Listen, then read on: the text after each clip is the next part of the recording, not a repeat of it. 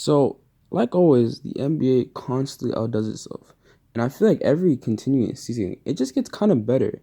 And on top of that, we have more and more storylines, more and more matchups, and more rivalries. But today, I'm going to be talking about three NBA playoff matchups that I need to see as a fan, from a fan standpoint at least. And the reason why I'm making this video is because I feel like these three teams, well, these three matchups, are very, very likely to happen. And I ain't gonna waste no more time, but if you enjoy NBA content and you enjoy any video I put out, you enjoy how I talk, or if you enjoy this video, drop a like right now. And comment down below what playoff matchups that you want to see in this year's playoffs. Whether it be the Nets versus the Hornets, who knows? But I'm gonna be talking about my playoff matchups that I would love to see and that are a very high possibility for them happening. So without further ado, and on top of that, I'm not ranking them like which one I think is better or whatever. I'm just saying I'm just gonna go 1, 2, and 3. So coming in the number one spot, we're gonna have Boston versus Cleveland. We're gonna have Kyrie Irving versus LeBron James and the Cleveland Cavaliers.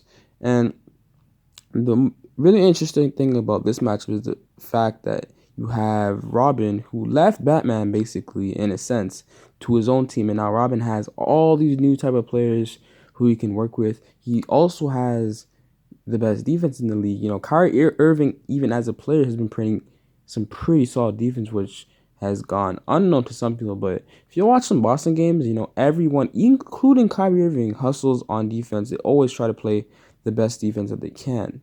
On top of that, they're best ranked defensive team in the NBA. On top of that, you also have a great coach within Brad Stevens and a very good underrated players like Al Horford, Smart, and even Jason Tatum, who probably would be Rookie of the Year if it wasn't for Ben Simmons being the all consensus Rookie of the Year. And on top of that, you have the Cleveland Cavaliers, like always, who are a great team. But I just really cannot wait to see Kyrie Irving and LeBron go head to head for a 7-game series, if it goes to 7 games. But that would be insane. Like, imagine if Kyrie Irving and LeBron get into it. Whew. Or, like, maybe from, like, game 2, and then, because usually when, like, a fight happens or, like, players, like, talk shit, that's when the series really starts to heat up. Like, we saw that in the playoffs against Golden State and the Cleveland Cavaliers when LeBron won, when LeBron was talking shit to Curry. You knew that series was going to go at 7 games after that. But coming in at the second matchup I have is Oklahoma City versus the Golden State Warriors. And I'm pretty sure this is one of the matchups that almost every NBA fan would love to see. And for obvious reasons, you have Russell Westbrook versus Kevin Durant. Obviously they used to be on teammates together, and obviously they were quote unquote close friends according to sources. A lot of people say they weren't, a lot of people say they were, but I'm not going to debate that right now. It's just the fact that you guys were once teammates, you guys were thought of as brothers and very, very close together. But then in fact, Kevin Durant leaves Russell Westbrook for the defending champions.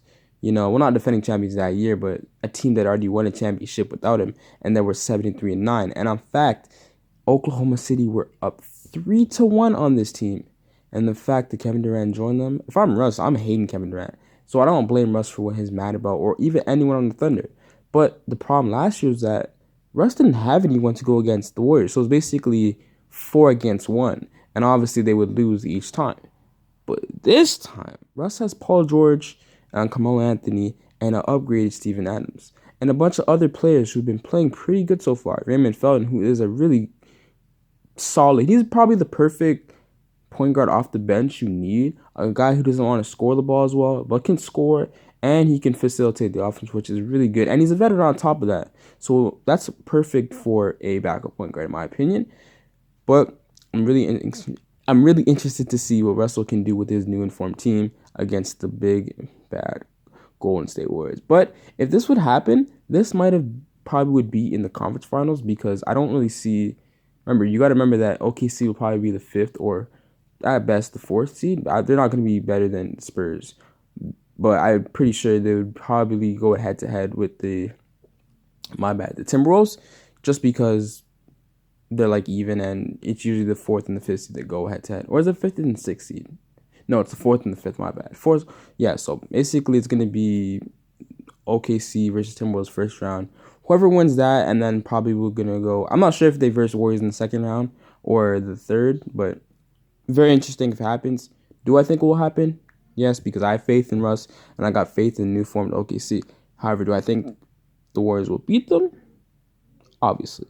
I wouldn't say obviously because you never know. It's NBA basketball. Anything could happen. But this new matchup that I want to see is very, very new. And it was very, very funny to me because, bruh, you had guys like Trevor Ariza and Chris Paul and Jill Green trying to go back to the Clippers locker room and actually have a full-on fist fight. Well, Jill Green and Trevor Ariza get a 2-game suspension. Well, they ended up getting a 2-game suspension following the activity because you can't just go into the back of arena, do a secret entrance, and try to fight people.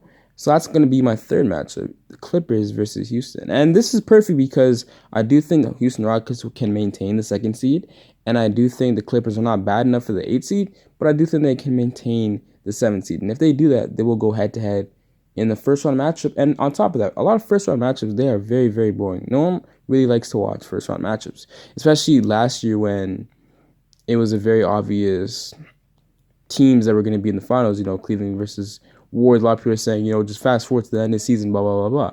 But this year we have a lot of contenders and a lot of teams who can actually make some noise. But if we focus on this matchup, it's going to be very, very interesting because right off the bat, these two teams already dislike each other heavily because on top of that, you got to remember a lot of players from the Rockets are now on the Clippers and vice versa. Chris Paul on the Rockets and a whole bunch of players like Lou Will and Patrick Beverley on the Clippers. And I feel like it's just going to be interesting. The fights are going to happen and just the bad blood these two teams are going to have. Unless the NBA does something to make these two teams not play. Maybe they will, maybe I don't know. But I'm really interested. Just from like a fan and an entertainment standpoint, this might be the most entertaining first-round matchup that we've seen in a very long time. Two teams that don't really like each other going head-to-head. As an NBA fan, you got to love it. But if you enjoyed my video and if you enjoyed the matchups that I said, and if they might happen, then drop a like on this video and subscribe for more NBA content. That's it.